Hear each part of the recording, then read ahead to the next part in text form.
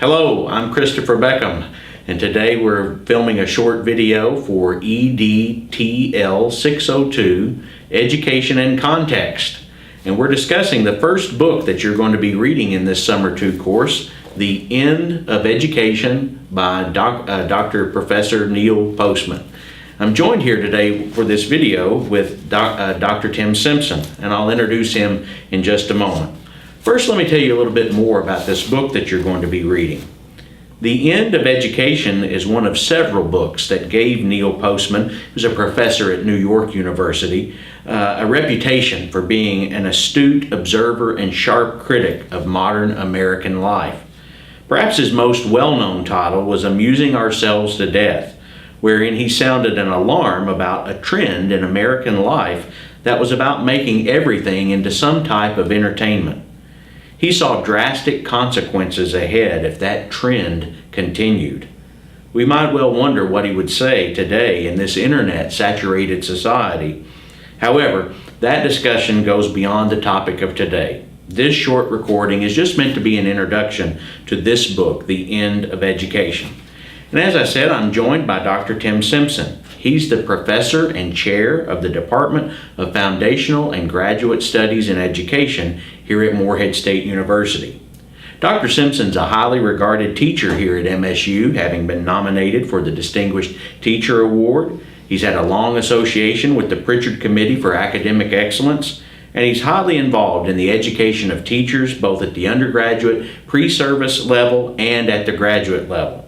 Dr. Simpson, thank you for joining me today for this discussion of Postman's book. I'm happy to be here, Dr. Beckham. I hope that I can provide some insights and wisdom, and hopefully we can help out the students. I think this is a great idea for helping the students in an online environment, just to give them one more resource to understand these challenging but important texts. So let's hope that we can have a conversation that gives a little insight into the book. Totally agree with you. And I know you're familiar with Postman's book because you've used it to teach courses, used it with courses that you've taught before. Yes, indeed. So let's zero in on the title, The End of Education, and think about that as a way of understanding what we're going to encounter in this book. I think that when Postman uses the term the end of education, he's using end in the sense of a purpose. And when an author discusses the purpose of something, particularly in this kind of book, I think the fancy term for that is teleology. I think that's related to the Greek word for teleos, which means the end or purpose. And so when he says the end of education, we probably are on solid ground if we think that he's speaking about the purposes of education. So could you elaborate on that a little bit? How is Postman's book related to the purpose of education, and why is this important for us to consider? Yes, excellent question. This is where you should begin. Every author provides you some hints, and the hints come through things like title of the book, chapter titles, and so forth. And so spending a little time talking about this title, The End of Education, is an important beginning to understanding. And I think you're exactly right. By the end of education, his primary meaning is purpose. We're going to find that he plays with that term. It might have some double meanings we'll get to perhaps later, but its primary meaning is about purpose. And some synonyms for that would be goal, aim, objective. He says in the very beginning that you might think about education in terms of two problems, an engineering problem, which is the how-to problem, and the metaphysical problem, which is the why problem. And what he tries to say is that the majority of educational conversations tend to focus only on the engineering problem. How do we incorporate technology in schools? How do we ensure better literacy rates? How do we improve test scores? All these how-to problems end up becoming sort of technology problems, trying to devise effective strategies and techniques. But he wants to ask a different question, and for him, a more important question. Before we can answer all these how-to questions, we have to ask a prior question, which is why? Why do we need technology? Why do we want increased literacy? Why do we want increased improvement in test scores? Why should we go to school at all? What's the purpose of school? And he's going to make a little bit of a distinction later on between schooling and education. But to bring it back to the most important point, the end of education, the end is referencing the purpose, the why. So he says we have to begin there by asking the why before we can turn to the how-to. They're not divorced, but there's a sort of priority, and the why is the priority, and that sets the direction for all the how-to. So the end of education is about the purpose of education.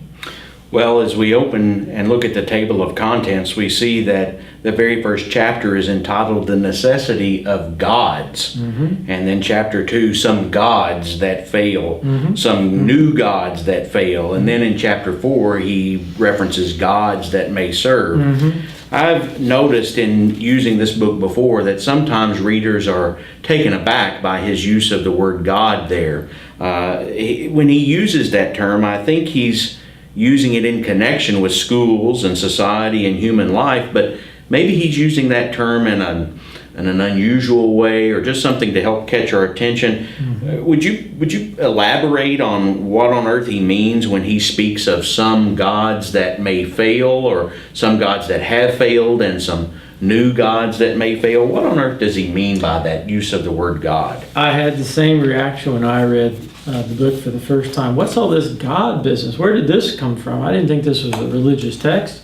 And certainly, having taught this a few times, students too are a bit struck and startled by this language, because we just don't associate the language of gods with the language of schools so much. But the first thing to know is he's not advocating for a particular religion. He's not advocating for a particular God. That is the farthest from it. Yet, it is important to think about the nature of a God, maybe in terms of a religious element, because what does a God do for a religious tradition? It provides a central focus that justifies certain beliefs, certain practices, customs, and traditions. It is an organizing force. And indeed, that's the way he's using God in this book. He's talking about gods not in a religious sense, but just in the terms of gods as central and organizing forces that create a set of beliefs, and with those beliefs, practices, behaviors, customs, and traditions. And so when he says there's some gods that serve, some gods that fail, he's saying that some gods are useful in providing us beliefs, practices, and traditions that are good for us, that can be purposeful and meaningful. And there are some gods that we could center our schools around that would not serve us or our society well. So gods isn't meant to be understood exactly in a religious context, but more as a central organizing force. And as we know, he's going to refer to these gods as sort of narratives and stories, which I think we'll develop here in a moment, that I find particularly useful in understanding the gods. So some gods are going to be useful in serving us to organize our beliefs, practices, and traditions in school, and some are not.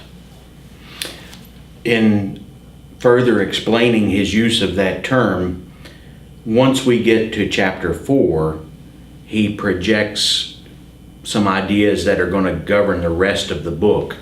I certainly think you have to pay careful attention in chapters 1 through 4 to really understand what he wants the reader to think about moving forward into the future. And chapter 4 in particular is probably very critical, isn't it? Because that is the chapter that he speaks about gods that may serve. And he establishes a set of criteria for readers to contemplate and consider about guiding purposes that may possibly work better than some of the ones in the past. Now, the criteria for the students' own sake, the criteria are found on page 64, or pardon me, chapter 4, page 61. And here are the criteria. Postman says that a God that may serve should have moral guidance, a sense of continuity, offer explanations of the past, offer clarity to the present, and hope for the future. Now, after giving readers these criteria, Postman offers 5 distinct possible narratives that he believes could successfully guide modern education. Could you speak about those criteria that he gives us, Dr. Simpson, and just give some of your thoughts about why these criteria are worthy of our consideration? Indeed, just to make sure that this is emphasized for the students, chapter 4 may be the most important chapter of the entire book, and these criteria may be the most important part of chapter 4 because they really set forward his criteria for what's going to count as the end of education. So these are very important. So it's a time well spent to discuss these standards or measures that he offers. So the first one being moral guidance. Well, what is moral guidance? Moral guidance is giving us a sense of right and wrong, of how we should act and how we shouldn't act. And any particular story, narrative, God has got to provide us some sense of how we should behave. If we had no rules, no orders at all, right, it'd be just sheer chaos. But for him, any God, any story, any narrative that's going to serve us through schools must provide a sense of how we should and should not act. This gives us order to our lives and allows us to just make sure that we all are following the same sort of customs and traditions. The second one is a sense of continuity. Now, sense of continuity, as I understand it, is helping you to see that you're part of something larger than yourself, right? We tend to be fairly individualized in our thinking. I wake up, I think about my own hunger, I think about myself, what I need to do for the day. But a sense of continuity, the importance there is that you see yourself as part of a larger story, that you have a community and a family and maybe a state and a nation to be beholden to in some way. So it's not just about you, but it's about something larger than yourself. Then when we turn to the third criterion, which is explanations of the past, any good story or narrative, or as he says, God, is going to help us understand where we came from, right? So by a good story is going to explain our past so that we know where our forefathers and foremothers came from and what they were trying to do and what they were trying to accomplish. It helps us understand our past so that we can then, as the next criteria suggests, understand what our duty and responsibility is today. That each and every day we wake up with a particular action, responsibility, duty to play today to continue that story and to sort of honor the people that have come from the past. And then lastly, the last criteria was hope for the future. Any good story is going to provide us hope for the future.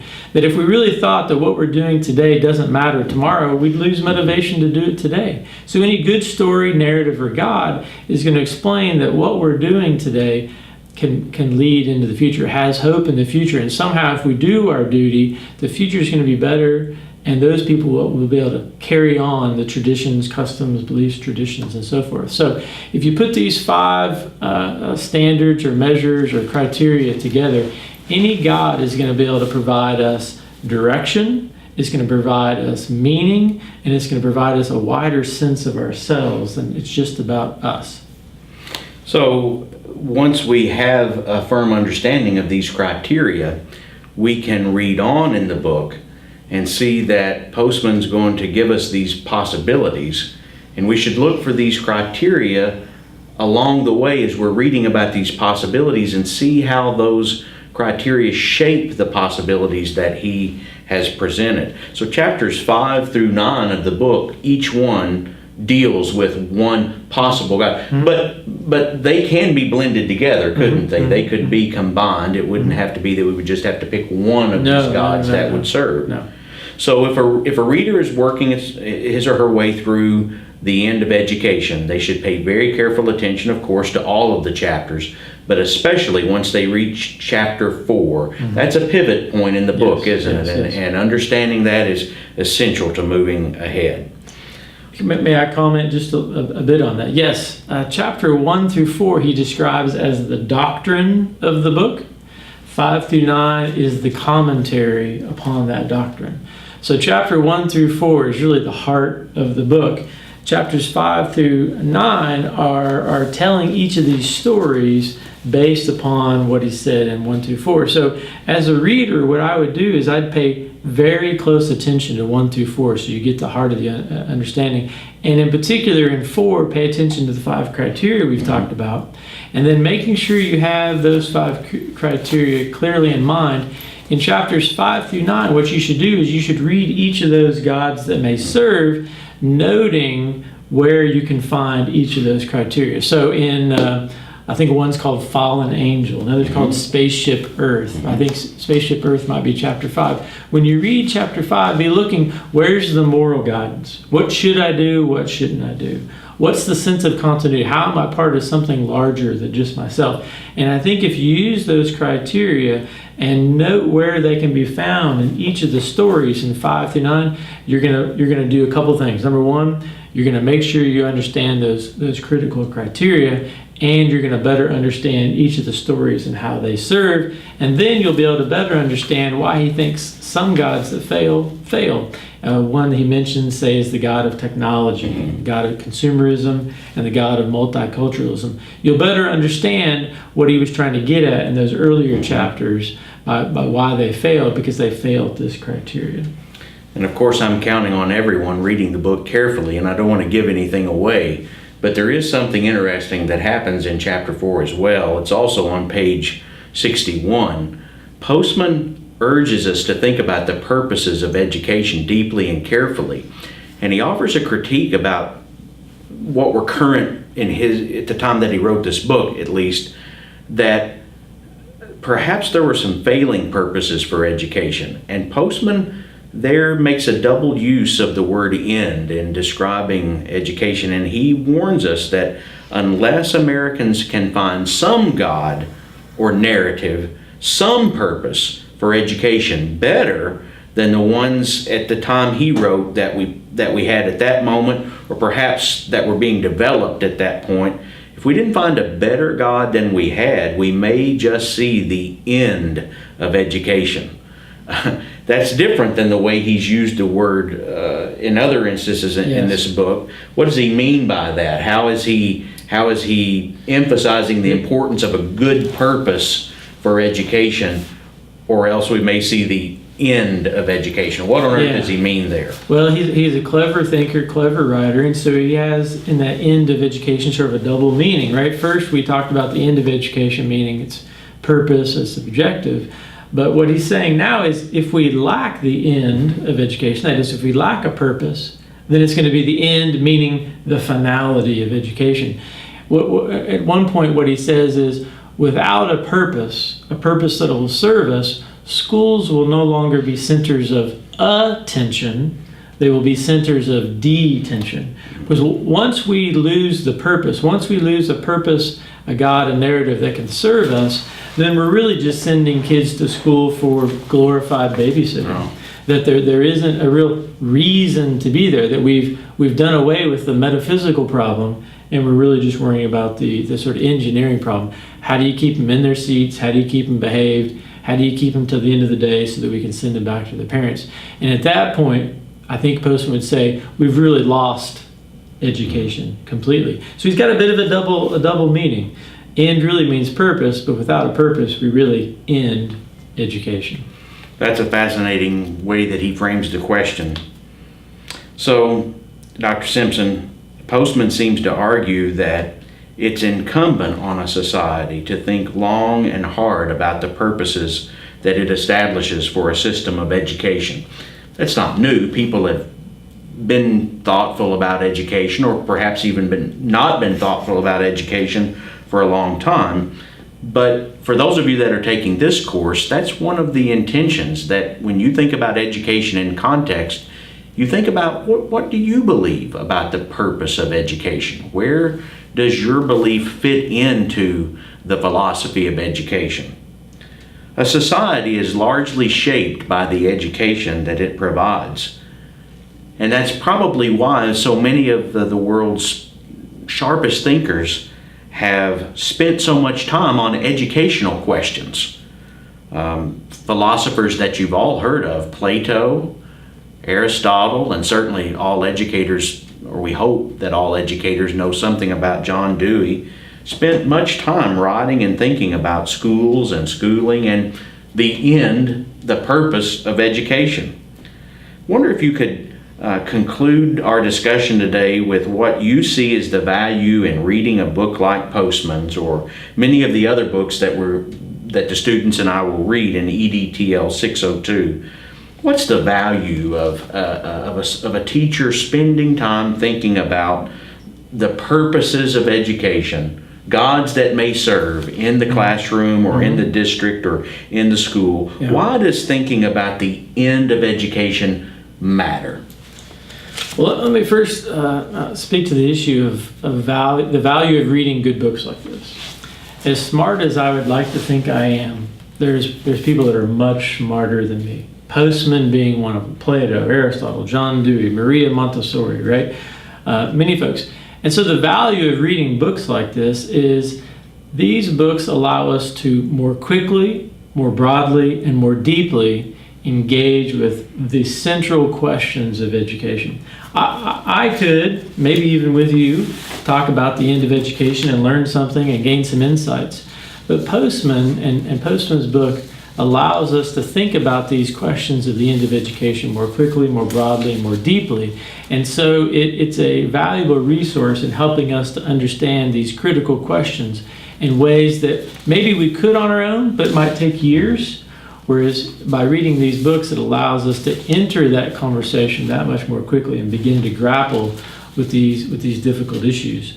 Now, that question of reading important books, you can put in the context of well, why read important books within this field called philosophy of education. So the EDTL602, Education and Context, is trying to provide lots of context: historical context, philosophical context, political, sociological, economic context.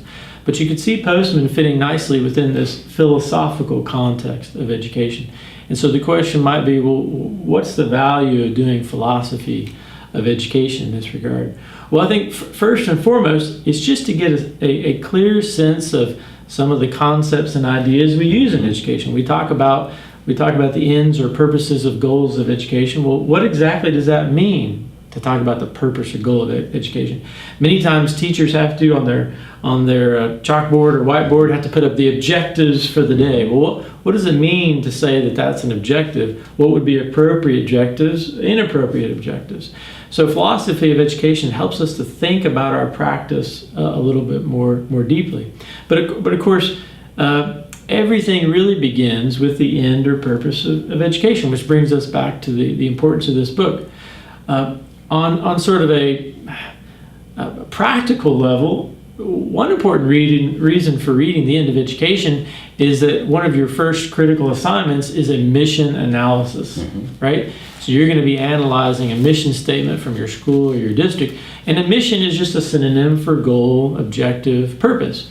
So this book provides you some context for understanding your school or your district's mission statement. Hopefully, you're going to be able to read your mission statement with sort of a new set of eyes after having read this book. You're going to be able to take Postman's criteria and apply it to your own mission statement at your school or district and see how it, according to Postman, may be serving you or maybe not serving you well. Is it providing a story that you can become a part of or not? So on a practical level, the end of education is important because your first assignment is going to be dealing with purposes and objectives in your mission analysis. But again, from a larger philosophical point of view, and now we might be returning to the beginning of our conversation, the end of education, the purpose of education, is what drives and organizes everything. Our end of education, our purpose of education, drives who we think students are. It drives what we think teaching should be. It drives what we think learning should be. It drives what we think the outcomes should be, how we should incorporate or not incorporate technology. It is the driving force that sometimes indirectly begins to organize everything else within the school system. And so it is important and appropriate to begin with the end of education as well as this book. I'm really grateful for your assistance in explaining this important book, this timely book, to my students. And Dr. Simpson referenced your first writing assignment, and I'd like to conclude this recording by telling you just a few things in particular that you'll need to accomplish with that task. He rightly identified that you're going to pick your school's mission statement. You may have to search for that. Sometimes they're posted on the website. Hopefully you know what your school's mission statement is, but sometimes schools develop these statements, but then they maybe don't really guide what the school is doing on a daily basis. That's something that you may want to address in your paper. If you can't find your school's statement for some reason or particular, find your district's mission statement. They're more than likely to have one as well. But pick either your school's mission statement, preferably you'll find your own school's mission statement, or your district's mission statement, and you're going to write a reflective paper about 3 pages long on that topic. Here's what you want to accomplish. First, you tell me what the mission statement of your school or district is, and then you're going to analyze the statement. The particular lens that I want you to use to look at that statement is listed in the syllabus. Not all of the questions that are listed in the syllabus may apply to your particular statement, but here are just a few of them. What's assumed about human nature in your mission statement? What's assumed about teaching and learning in your mission statement? Who benefits politically from the ideas expressed in your statement? What economic impact does this mission statement have upon local, state, national, and global communities? What historical trends does this mission statement best reflect, if any? What philosophical theories and/or practices does this mission statement best reflect? To what extent is this mission statement really lived out in your school context? So you list the mission statement, you analyze it with some of these questions or other questions of your own choosing. You get the idea from looking at the syllabus of what I'm looking for in the analysis section. But then I want you to interact with Postman. I want you to list and briefly explain those criteria that he establishes for a God that may serve, which we've discussed at length today in this recording, and then analyze your mission statement, the one that you've chosen, according to Postman's criteria. Does your mission statement meet any of his criteria, some of his criteria, or all of his criteria? So this first writing assignment uses Neil Postman's The End of Education as its major resource, and this is a formal writing assignment and would reflect your best writing skills, and you'll double space this paper and it'll be about 3 pages or 1,200 to 1,800 words. I hope in this short recording we've given you a really good handle to approach the Postman material. I'll be candid with you, I really think it's the hardest book you're going to read in this course. It's not impossible, but you can do it. But I did want to give you a little bit of background and a dialogue about some of the important things to watch for. Don't forget that with every reading you have, I have uploaded reading questions to your Blackboard shell that can help you watch for important points to consider as well. They're there for Postman, for Hirsch, for the Paul Tough book, and for the Earl Shorris book. They're all there, and you can utilize those as you work your way through this material. Well, Dr. Simpson, thank you so much for spending some of your time today talking with me and our students about Neil Postman's The End of Education. I was happy to do it, Dr. Beckham. Again, I think this is a great resource for your students.